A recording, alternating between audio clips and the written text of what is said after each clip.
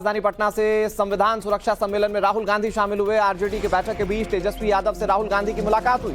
दोनों नेताओं के बीच काफी मुद्दों पर चर्चा हुई। संविधान सुरक्षा सम्मेलन में शामिल होने के लिए राहुल गांधी इससे पहले पटना पहुंचे थे। राहुल गांधी ने तेजस्वी यादव से मुलाकात की। हालांकि दोनों के बीच बातचीत क्या हुई इस पर कोई जानकारी अब तक नहीं मिल पाई। ये मुलाकात इसलिए अहम मानी जा रही है क्योंकि सीट बंटवारे को लेकर दोनों पार्टियों के बीच अभी से खींचतान शुरू हो गई है। बिहार में विधानसभा चुनाव है, आरजेडी और कांग्रेस साथ मिलकर चुनाव लड़ सकते हैं। ऐसे में क्या सीटों को लेकर बात हुई है दोनों के बीच में, ये देखने वाली बात है। कुंभ में आईआईटी वाले बाबा काफी फेमस हुए और अब खबर यह है कि आईआईटी वाले बाबा कहां हैं किसी को पता नहीं है। प्रयागराज महाकुंभ से चर्चा में आए आईआईटी वाले बाबा अभय सिंह ने आश्रम छोड़ दिया है। उन्हें तलाशते हुए उनके माता पिता जुना अखाड़े के 16 मणि आश्रम पहुंचे थे, लेकिन वो तब तक वहां से जा चुके हैं। आप लोगों ने उसको वायरल किया, वैसे ही उसका खोपड़ा आउट फिक्र में चला गया। मतलब ध्यान से विचलित हो गए। फिर विचलित नहीं हो गया, वो स्वयं भगवान बन गए। अच्छा, हाँ, तो जब भगवान स्वयं बन गए तो वो कहाँ गुरु को और कहाँ उनको मानेंगे। कल शाम को बात हुई हम लोगों की महाराज से वापस होने के बाद आईआईटी बाबा से, तो आईआईटी बाबा ने कहा कि मेरी प्रसिद्धि से और मैं चूंकि इतना वायरल हो गया और लोग मुझे जानने लगे, मेरे गुरुदेव चिढ़ने लगे। नहीं, चिढ़ने का बात नहीं, वो अनावश्यक बातें करने लगे, इसलिए ठीक नहीं है। यहाँ तो मर्यादा में रहना पड़ेगा। अच्छा, ये भी है कि उनके माँ बाप आए थे, जिस डर से वो यहाँ से भाग गए, ऐसी माँ बाप भी आए थे उनके। आईआईटी वाले बाबा लापता बताए जा रहे हैं। अब बात महाकुंभ के हवाई दर्शन की करते हैं। अभी तक आपने कई एंगल से महाकुंभ के दर्शन किए, लेकिन पहली बार हम आपको महाकुंभ के दिव्य दर्शन कराएंगे, वो भी हेलीकॉप्टर से। जमीन से महाकुंभ के रंग तो हर जगह आपने देखे, आसमान से संगम तट कैसा दिखता है, दिनेश गौतम की एक्सक्लूसिव रिपोर्ट देखिए। ये अरैल वाला इलाका है और जहां पर ज्यादातर वीआईपीज वीवीआईपीज जो लोग हैं उनके टेंट्स हैं, और क्या खूबसूरत टेंट सिटी यहां दिख रही है। और गंगा जी देखिए बीचों बीच किनारे, कुंभ में आए हुए लोगों के लिए बनाई गई ये सुविधाएं। माघ मकर गति रवि जब होई, तीरथ पति आव सब कोई, देव दनुज किन्नर नर श्रेणी, सादर मज्जहि सकल त्रिवेणी। तो अब ये जो आपको नीचे टेंट सिटी दिखाई दे रही है, अब कुछ ही देर में आप त्रिवेणी, जिसका जिक्र श्री रामचरितमानस में तुलसीदास जी ने किया है, सादर मज्जहि सकल त्रिवेणी।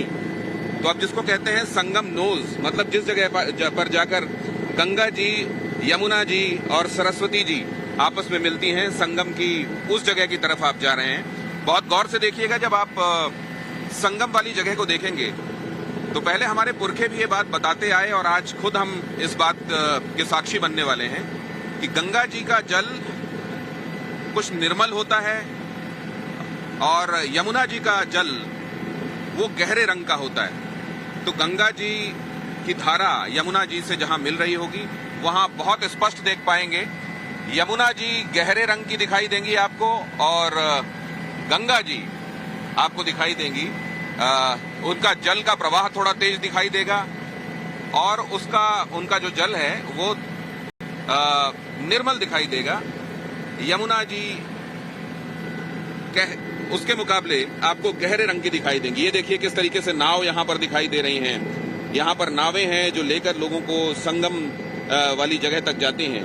यहाँ अब आप पहुंचने वाले हैं संगम वाली जगह पे, और वो देखिए कितना ये जो विहंगम तस्वीर आप यहाँ से देख रहे हैं, विहंगम नजारा, कितने सारे लोग जमा हैं। तो ऐसा नहीं है कि वो जो खास तिथियां हैं अमृत स्नान वाली, सिर्फ उन दिनों पर स्नान करने के लिए लोग जमा हुए हैं। वो दिन भी जो इस पूरे महाकुंभ के लिए निर्धारित अवधि के हैं, हर दिन लाखों लोग, जैसे कल ही यहाँ 30 लाख लोगों ने डुबकी लगाई है और अब तक डुबकी लगाने वालों का आंकड़ा 7 करोड़ के आसपास पहुंच गया है। तो इस तरीके से आकाश मार्ग से मेला क्षेत्र की परिक्रमा करने और